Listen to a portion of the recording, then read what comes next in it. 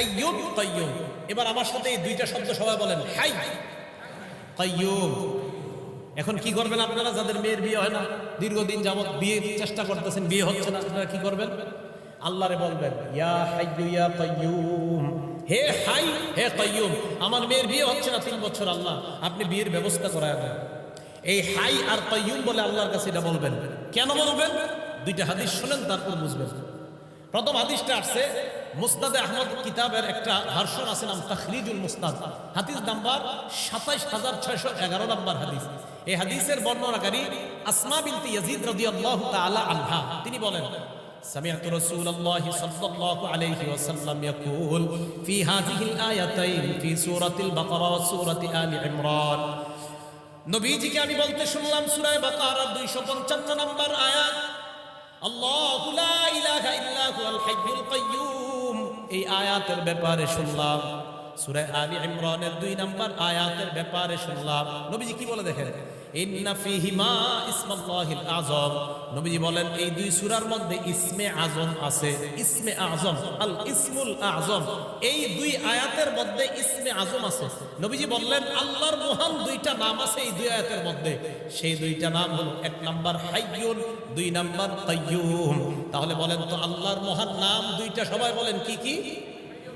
আবার আল্লাহর মহান নাম 2টা কি কি? এই হাইয়ুন কাইয়ুম দিয়ে দোয়া করলে যে দোয়া কবুল হয়, এই কথা কই আছে? তাখরিজুজ জাদিল মাআদ একটা কিতাব আছে, এই কিতাবের 4 নম্বর হলো 188 নম্বর পৃষ্ঠা।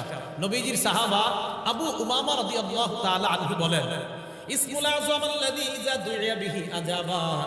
আল্লাহর মহান 2টা নাম হাইয়ুন কাইয়ুম নিয়া বান্দা যখন দোয়া করবে, সাথে সাথে দোয়া কবুল হয়ে যায়। আবার বলছি, ইসমে আযম 2টা হাইয়ুন কাইয়ুম দিয়ে যখন বান্দা দোয়া করে, তার দোয়া কবুল হয়ে যায়। হাইয়ুন এবং কাইয়ুম দিয়ে দোয়া করলে দোয়া কবুল করেন কে? আল্লাহ দোয়া কবুল করেন। এবার ওই সাহাবা বলেন, তোমরা হাইয়ুন কাইয়ুমকে 3টা সূরার মধ্যে তালাশ করবা। 1 নাম্বার সূরা বাকারা 255 নম্বর আয়াত, আয়াতুল কুরসিতে তালাশ করবা।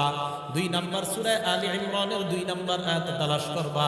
সূরা আলী ইমরানে আছে কি দেখবেন, আলিফ লাম মিম আল্লাহু লা ইলাহা ইল্লা হুয়াল হাইয়ুল কাইয়ুম। 3 নাম্বার সূরা তাহার 111 কত? 111, মাশাআল্লাহ, কত? 111 নম্বর আয়াতে তালাশ করবা। ওয়া আনাতিল ওয়ুজুহু লিল হাইয়িল কাইয়ুম।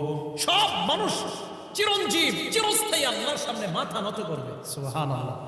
এই হাইয়ুন কাইয়ুম 3 আয়াতে তালাশ করো। এই আয়াত দিয়ে দোয়া করার সাথে সাথে এই 2টা নাম দিয়ে দোয়া করবা, ইয়াকিন রাখবা, বিশ্বাস রাখবা, আল্লাহ তোমার দোয়া কবুল করবে। তাহলে ভাই কোন 2টা নাম নিয়ে আমরা দোয়া করব? হাইয়ুন কাইয়ুম। ইনশাআল্লাহ আল্লাহ দোয়া কবুল করবে। এবার পরের আয়াত, আমরা দ্বিতীয় অংশে যাই।